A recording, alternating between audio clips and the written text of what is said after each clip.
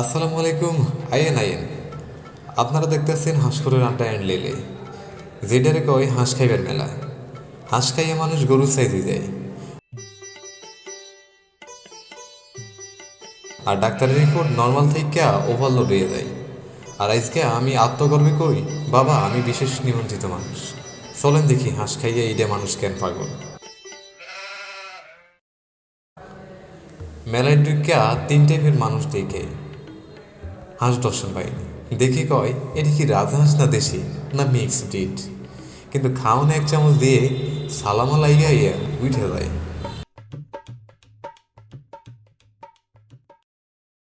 হাঁসানাদার ডানা টানা দেখা সোজা আক্রমণ।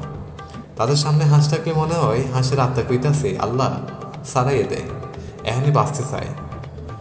ডায়েট ভাঙা কমিটি সারা বছর কয় আমি ডায়েটে আছি, তেল খাবো না। হাঁস দেখে কয় ডায়েট তাইলে কাল থেকে শুরু করি।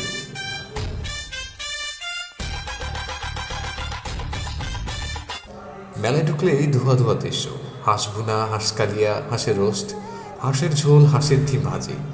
এক ভাই আবার কয় ভাই হাঁসের দম বিরিয়ানি আছে। মানুষ ছবি তুলতেছে, হাঁস খাইতেছে, লাইক দিয়া দেয়। আর টিকটক ভাই কয় হাঁস খাইয়া ভাইরাল হয়ে যাও রে।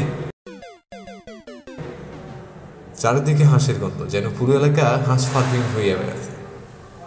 আমি যেই ঢুকলাম এক লোক দৌড়ে এসে কয় ভাই আপনি বিএফি, হাঁস কাটার ফিতে আপনি কাটবেন? আমি তো ভাবলাম রিবন কাটাম, দেখি হাতে হাঁস দিয়ে দাঁড়ায় আছে। আমি কই ভাই আমি বক্তা, কষাই না। লোকটা আবার কয় নোয়াখালীতে বক্তা টক্তা নাই, প্লেট ধরেন। প্রথম লোক না আপনারই দেব, ইজ্জত রেখে প্লেট ধরলাম, কি আর করার। প্রথম লোক মুখে দিতেই মনে হইল আল্লাহ এটা কোন শিল্পী রান্না করছে। দ্বিতীয় লোকমায় এই সুখ মানুষ লুকাইয়া লুকাইয়া কেমনে রাখে। তৃতীয় লোকমায় আর 2 প্লেট নিলে তো বুঝি কোনো মহাপাপ হইব। এদিকে পাশে এক দাদু চিৎকার দিলে খা বাবা হাঁস আছে, পেট তো একটাই।